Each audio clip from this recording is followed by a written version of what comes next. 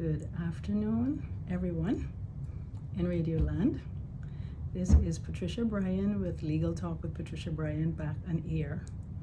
I have so much to share and so many topics I want to discuss with you. I know many of you have reached out asking about the show and why it is off air. Well, I have a few explanations for that. I was having some issues with my voice, and I'm still having issues with my voice, and they cannot find out what is happening with my voice. But here I am back on air to share with you many of the topics that are of concerns to me, and to share knowledge and information with you, the general public, who want to hear legal issues. First, before I get into the show, I want to remind listeners that I am not a licensed attorney in the Cayman Islands, nor can I provide legal advice. I can otherwise offer resources to legal advice and can share my knowledge and information. At this time, I want to take the opportunity to remind the public of the free legal clinics available, which is the Legal Befrienders and the Cayman Islands Legal Clinic. I have the information for those two organizations if anyone care to reach out to obtain that information, or you can Google or look on social media. And of course, there's always attorneys. There's the judicial website where you can locate attorneys for criminal and civil matters under the legal aid section. And there's also the Legal Practitioners Association of the Cayman Islands website, where you can find lawyers, although it doesn't identify which lawyer practices what. Otherwise, Google and find yourself an attorney. I am not a licensed attorney in the Cayman Islands, but I am here to offer insight and advice if anyone wants that. Moving on, before I get into the swing of things, I just want to recognize that we have had so much happen over the past few months that I have been off air, including losing so many of our loved ones, very young persons, to unexpected circumstances, and I want to recognize those young persons and their families. And I also want to recognize our seniors. I lost someone who was very dear to me and did not know about it until pretty much her dedication. But my heart goes out to all the families who have lost loved ones in the past recent months, and may you be strengthened to know and pay attention to the positives that they offered while they were here with us. And I'm going to kill Chuck. The microphone is not staying in place today. As usual, I want to encourage everyone to remember your court date and not miss court. And also find a nonprofit organization of your choice and donate either or both your time and hard-earned funds to the organizations so they can continue to function and offer the invaluable services which they do. Guys, I just want to I am so excited by some of the information that I want to discuss on the show. Of course, we'll have the usual guests as the weeks move on, but I have so much I want to discuss, and some of those topics will cover the newly released Firearms Amendment Bill. I know many out in the community have been looking forward to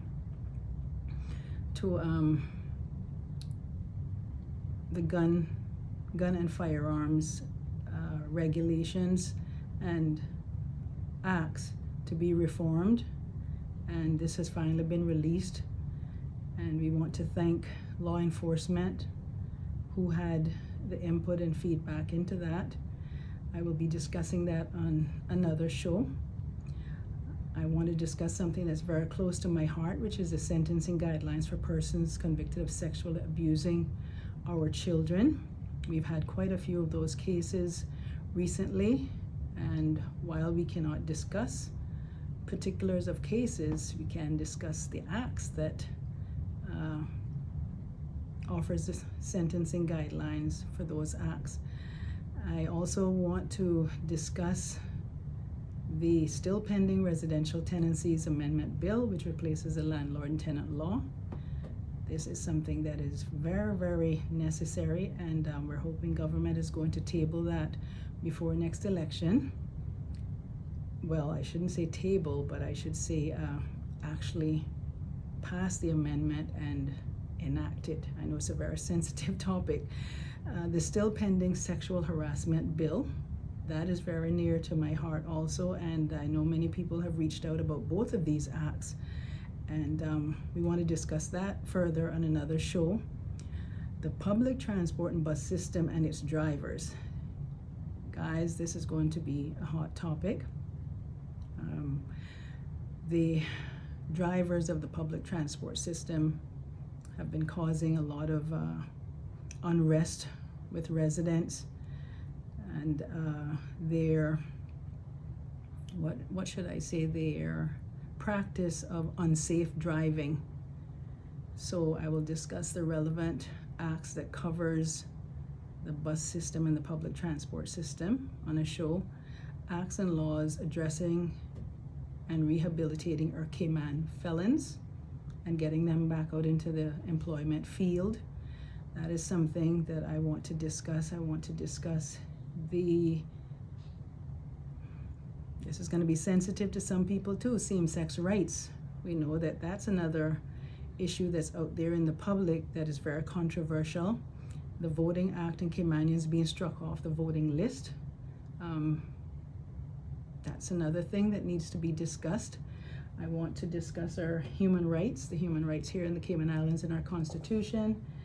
I also want to discuss the Immigration Transition Act. I think there could be some changes coming to, this is a 2022 revision, there could be some changes coming to that.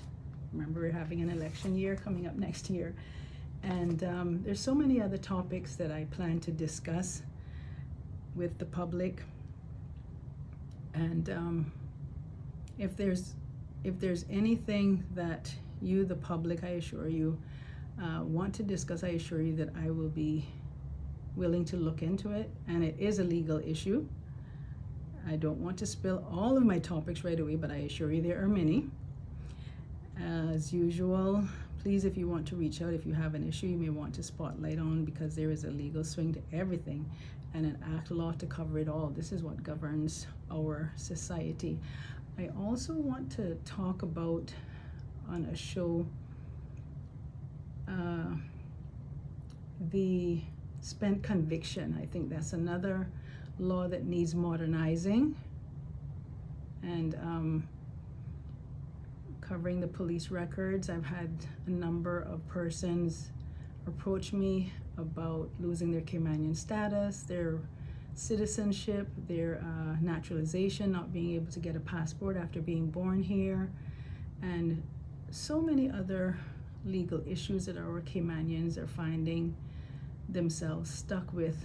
I want to discuss these issues on our shows, and I think that our listeners, you're very concerned about what's happening in the country right now. You have a lot of resentment and hardships on your heart about what is going on in the Cayman Islands. There's cost of living, there's housing, there's public transportation, there's homelessness.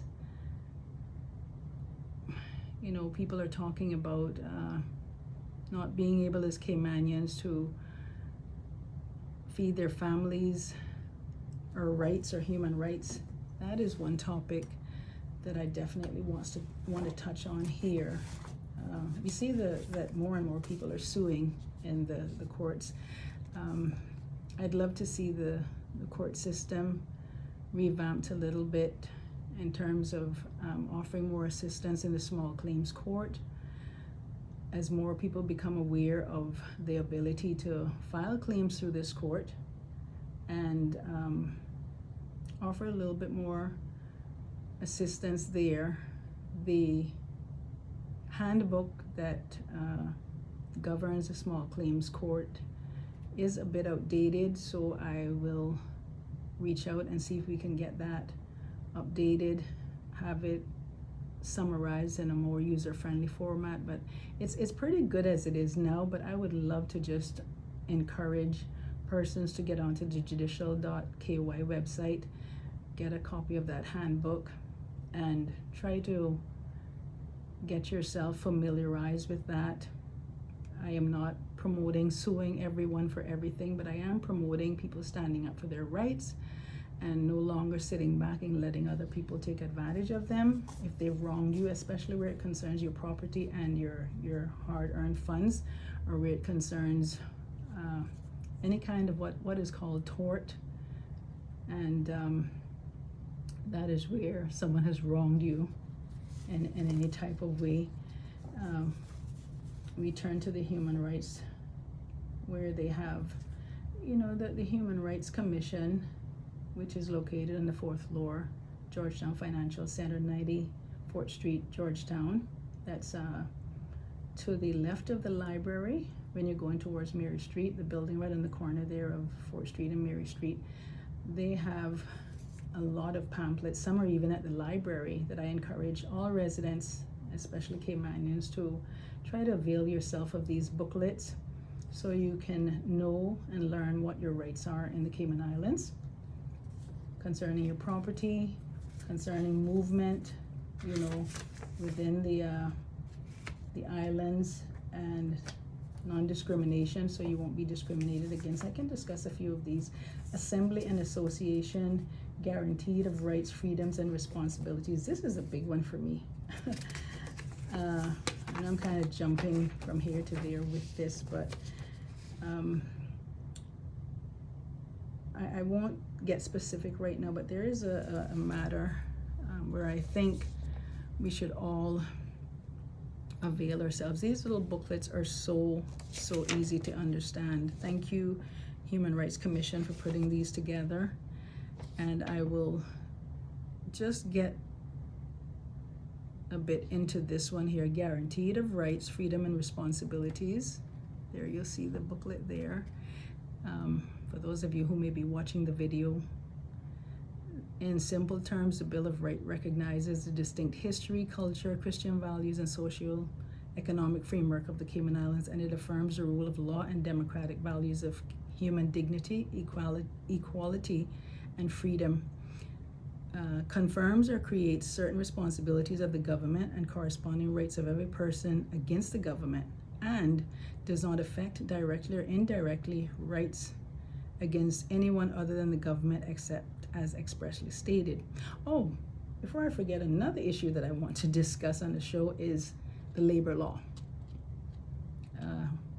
We know that that is something that also needs reforming, and there's some gray areas in there that we're hoping the government will also avail themselves before we change administrations, if we do change administrations in the next elections, which will encourage our citizens to feel more confident in knowing that our government is looking out for our citizens and anyone that's residing and working in the Cayman Islands, because there does need to be some changes there with the immigration. Everyone's staying quiet on the immigration issues.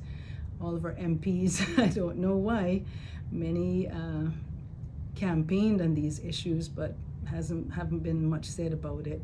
I want to take this opportunity. I know I'm jumping here and there. I want to take this opportunity to shout out to work about the expansion of their facilities and separation.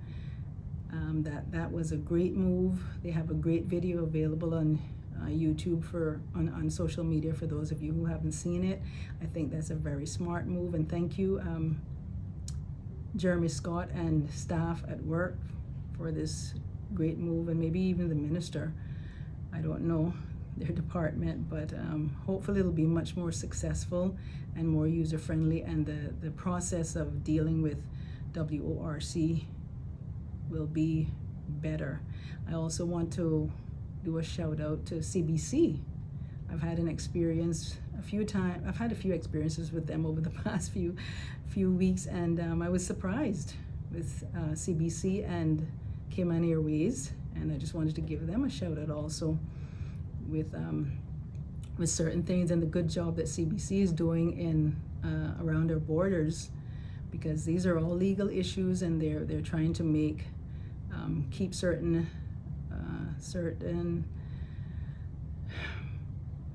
things, I'll just use that word, out of our country and out of our borders. And people, if you can get a copy of the amendment of the firearms bill, give your input and feedback on that. There's quite a few revisions in there that's going to need public feedback. We were crying for it. It's finally here.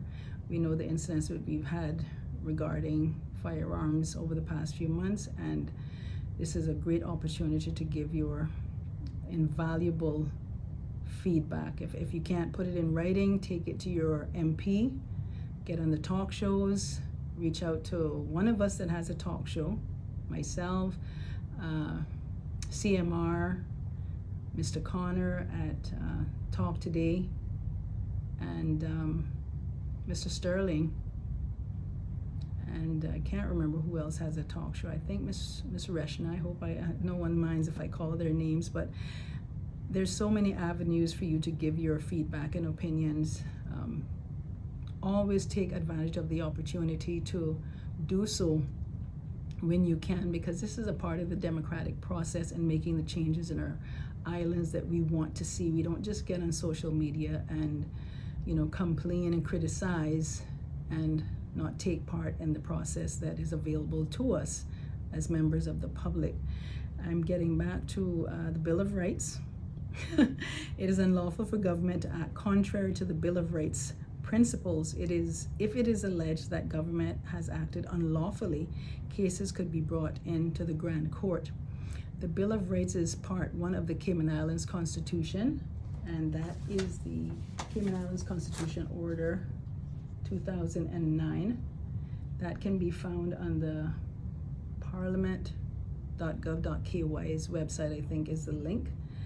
And you can easily download every single bill, act, law, gazette. Everything is on that website. It is so user friendly. You don't even have to go and pay anymore to get these from the Parliament House. They're free if you're able to print them.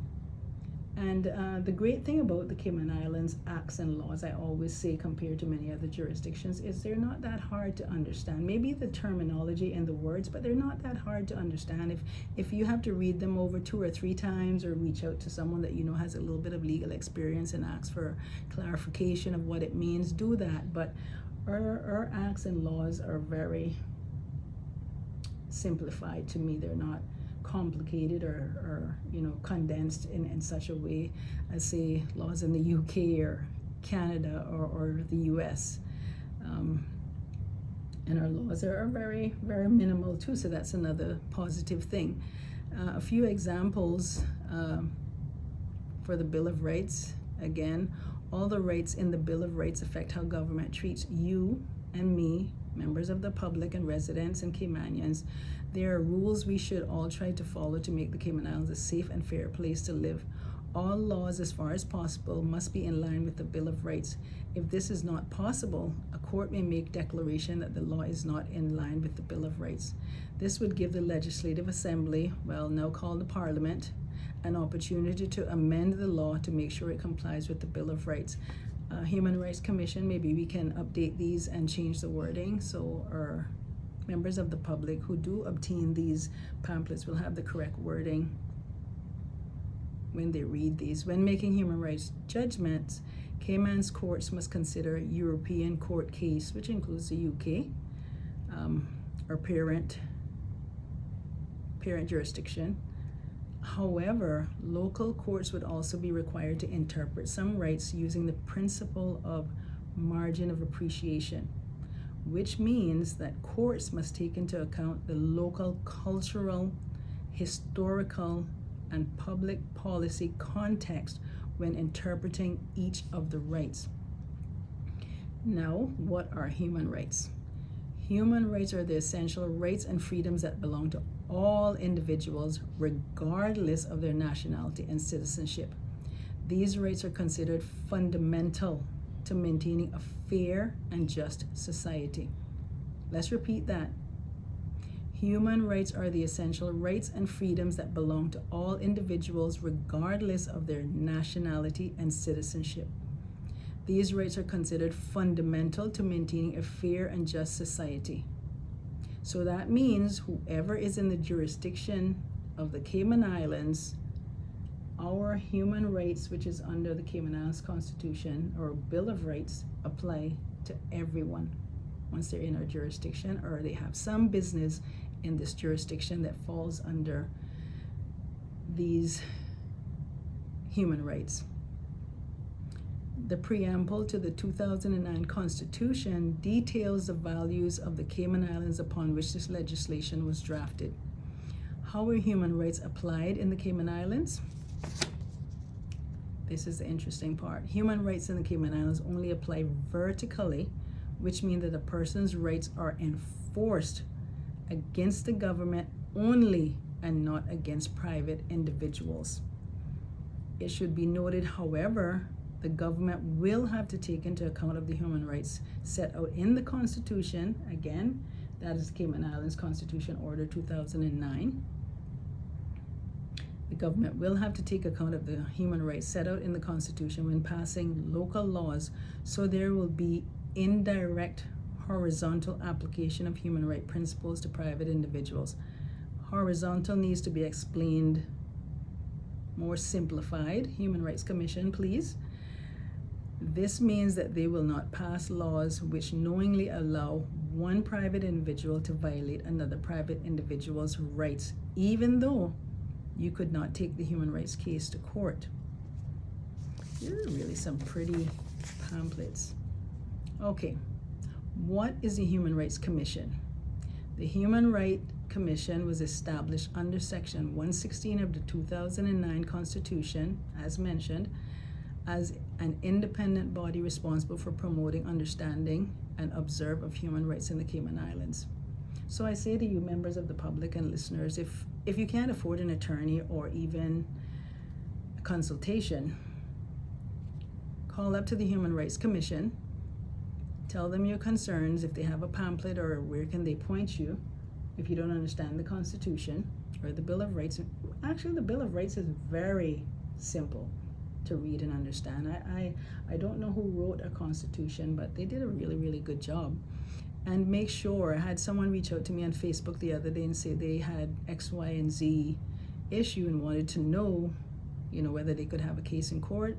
I told them I'm not a licensed attorney. I could point them to one or the free legal clinics, but they could also consult our Constitution and the Bill of Rights to know whether or not they would have a case, So I implore everyone to take advantage of the services offered through the Human Rights Commission. I know some of the persons that are there, and they're very, very friendly people, always willing to give great advice and point you in the right direction. What do I do if my rights have been breached or infringed upon? The Commission will receive all complaints of breaches or infringements of any section of the Bill of Rights, freedoms and responsibilities committed by a public official, and all complaints of breaches or infringements of common law and statutory human rights and freedoms committed by public officials. And 3, all complaints that our international human rights treaty extended to the Cayman Islands has been breached or infringed by the actions of public officials or by legislation to which the treaty applies. It is important to note that the Commission will only accept complaints of alleged breaches of the Bill of Rights, freedoms, and responsibilities which have occurred after 6 of November 2012. This may be a one-off event that has occurred after 6 of November 2012, or maybe a continuing infringement of a right.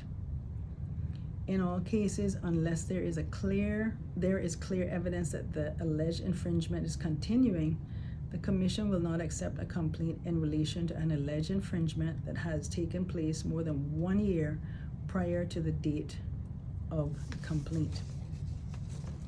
So this is guarantee of rights, freedoms, and responsibilities with the Human Rights Commission. I want to take this opportunity now to perhaps just go into what the Bill of Rights say. And let me see where I can, okay, let me get into this here, because some of you have said to me that you still do not understand some of what the Bill of Rights is saying.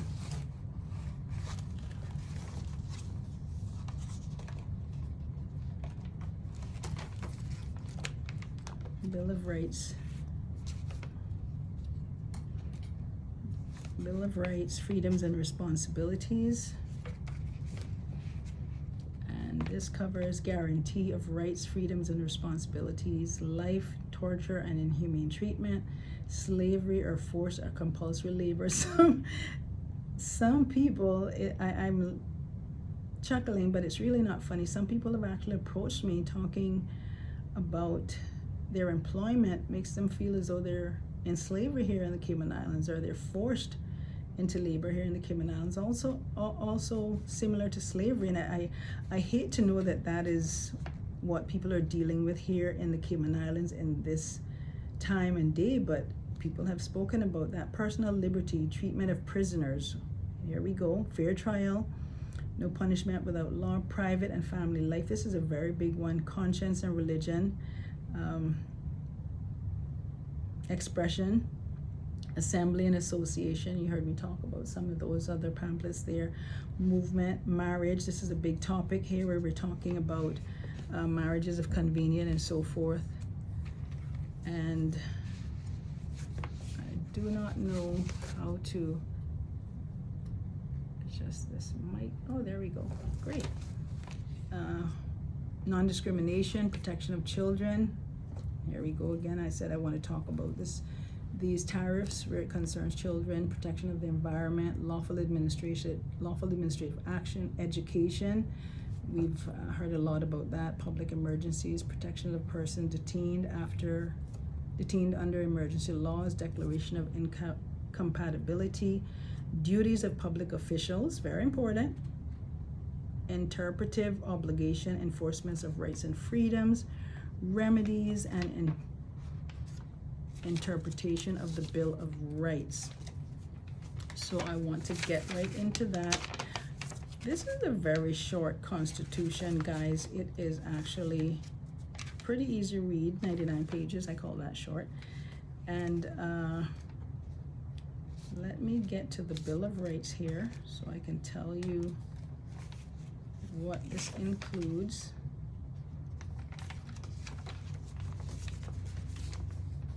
Let me see the page that is on.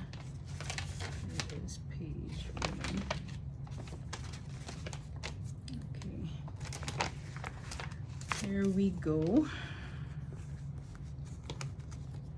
Okay. Well, the Bill of Rights is part of the Constitution.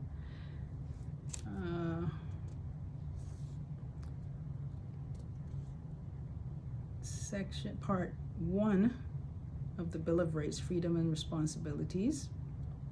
And we are going to, whereas all people have the right of self-determination, by virtue of that right they freely determine their political status and freely pursue their economic, social, and cultural development, and may for their own ends freely dispose of their natural wealth and resources without prejudice to any obligations arising out of international economic cooperation based upon the principle of mutual benefit and international law.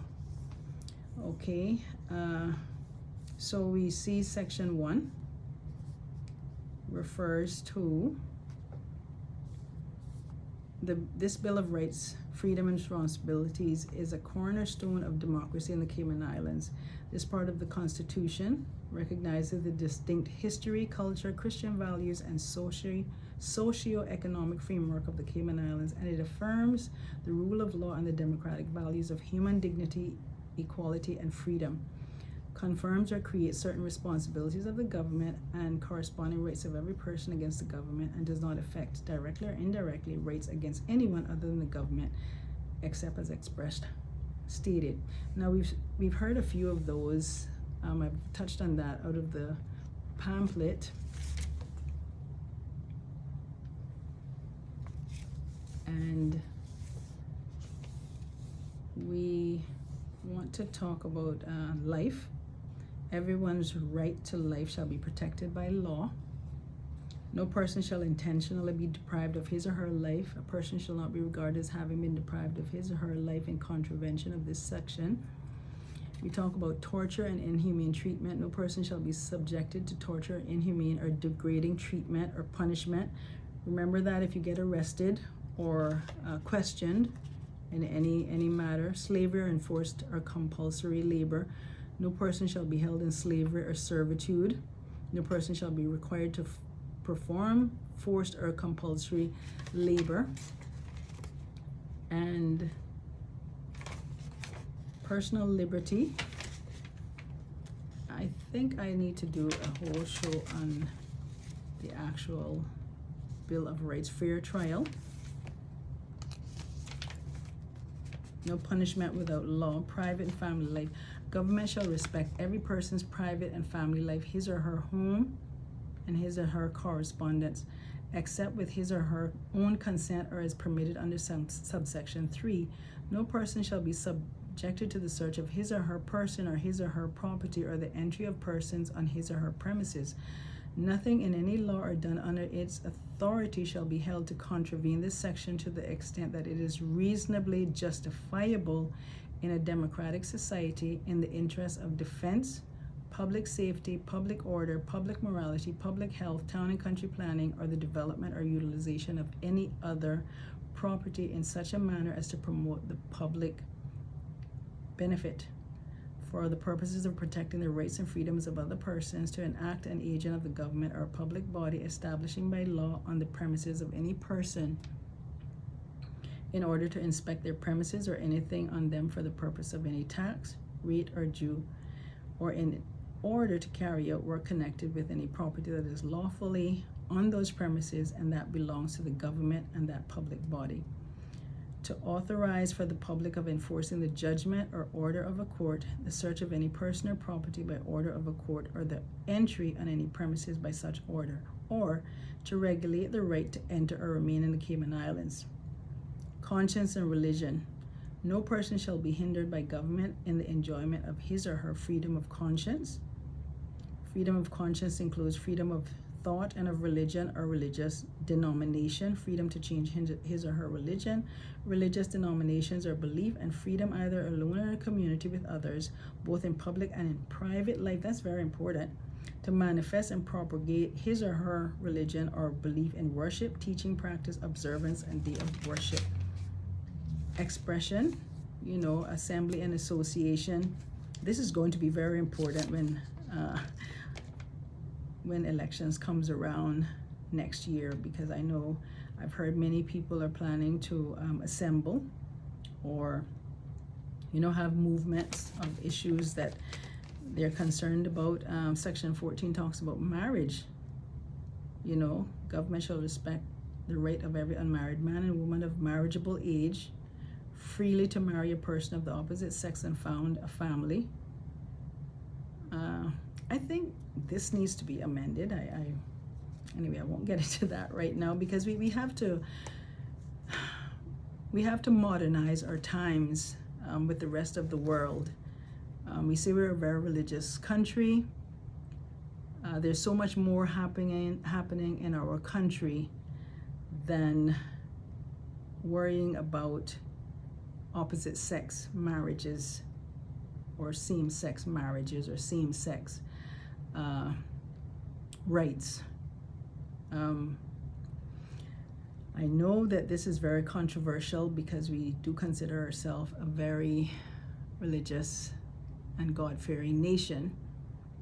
But again, I say MPs, as these times roll around and we have an election coming up, do not be afraid to speak up about what you feel may be time for the Cayman Islands to acknowledge and respect, because there's so many other issues going on here that we don't take heed about when we think about religion and God, and that includes molesting and abusing our children, young children that can't even consent for themselves under the age of 10, under the age of consent, which is 16.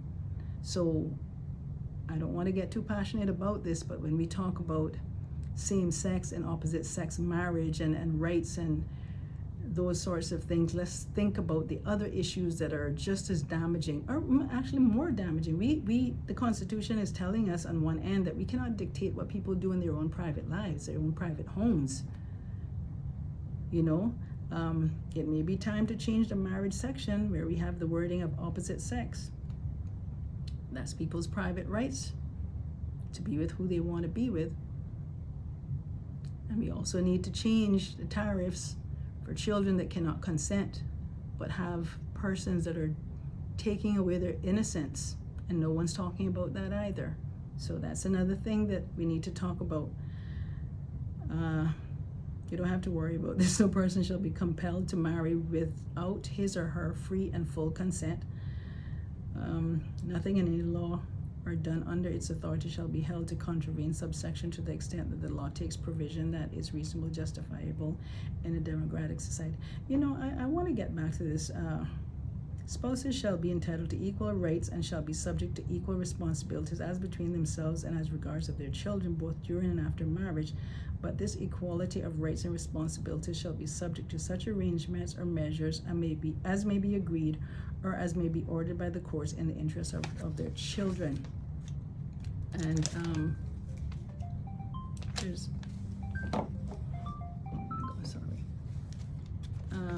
we go on to talk about property. I'm sorry I got sidetracked there for a minute with this marriage thing and I think we're going to have some looking into with the marriage issue under the immigration acts. I'm hoping that immigration may be amending their laws again, because it does need amending, especially where we concern marriage of convenience. You know, we all have major concerns about that issue. But I'm going to take this opportunity to step up and say this. No one understands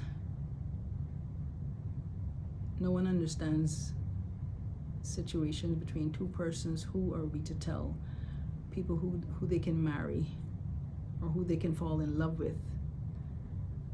But the law is there to determine that it's done in the right way, it's done for the right reasons, and it is also protecting the rights of those who can consent. And when I see respectfully and without prejudice, when I see that there's no advocating for a sexual convictions registry or whatever the wording is, there's no advocating for changing the tariffs of those who abuse our children, taking the innocence of our children, because let me tell you, this is a very passionate topic for me, very, very passionate. Sexual abuse against women, against anyone who cannot consent, is a very passionate topic for me. And we see those in the private judicial system advocating to stop the rights of same-sex persons in our community. But our children are getting forgotten. Something is wrong with this society, Cayman Islands, and I just want to express that we should put as much energy, as much legal fight into these issues as we're trying to put into certain other issues where we're trying to dictate how people should live in their private lives and what rights they should have. And I will cover that more in another show. But until we have someone in our family, in our loved ones' circles, that doesn't conform to alternate lifestyles, or doesn't conform to traditional lifestyles, I should say, but they conform to alternate lifestyles, we will not understand, and we will not want to put our energy into letting them have some rights. I don't want to see certain things on the roads and the streets of the Cayman Islands. I'll be honest, I'm a God-fearing person. I believe in God. But I think, my own personal opinion, protecting the rights of our children and our women, that their innocence are taken, they're forced against their own ability to consent, to have a voice, is a bigger priority for those in the private legal system to worry about. I don't see anyone speaking out about this. I don't hear our MPs speaking out. I don't hear the legal system in the private sector speaking out. I don't see any cases going to the Court of Appeals or the Privy Council or anything like that about this particular issue, about trying to get this registry when there's other nations around us, or our neighbors, that have these registries.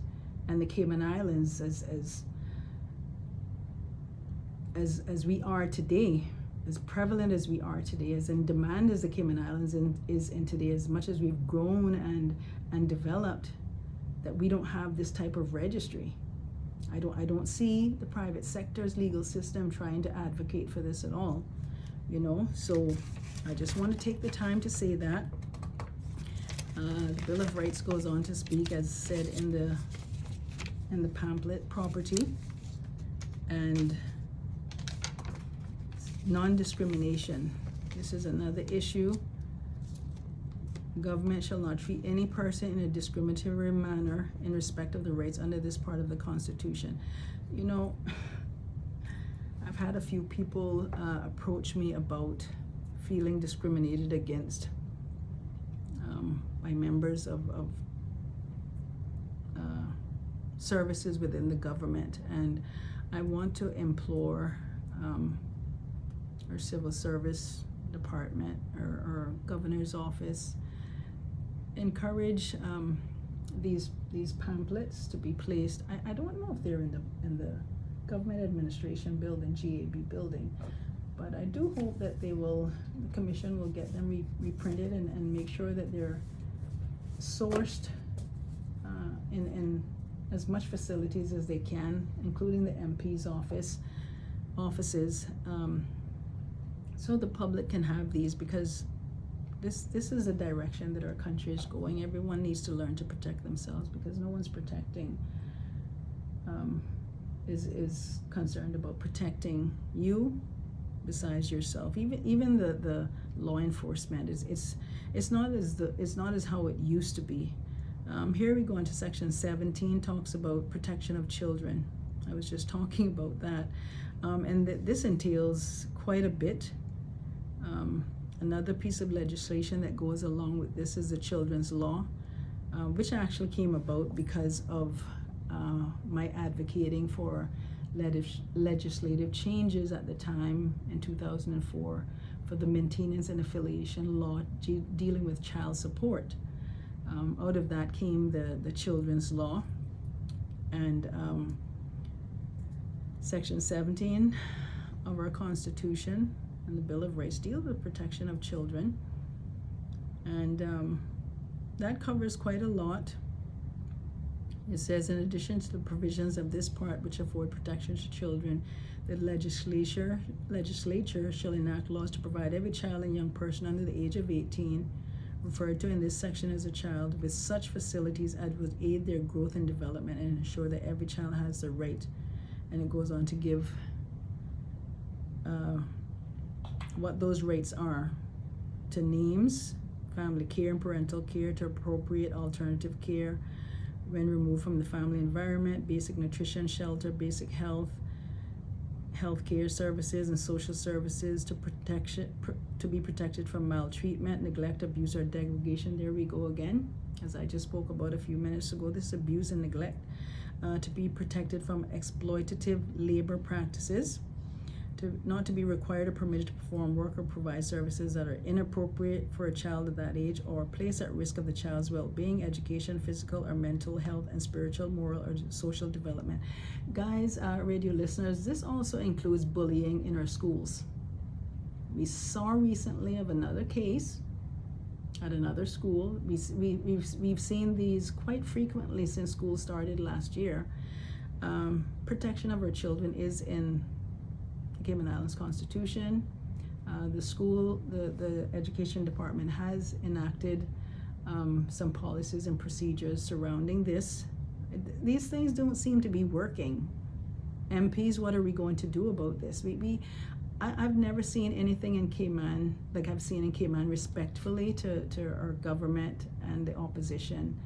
I know them all and I respect every one of them, but I've never seen anything as I've seen it in Cayman where silence, not going to your people, not speaking up about the social issues that concern your people that you see on social media, that you hear your people talking about.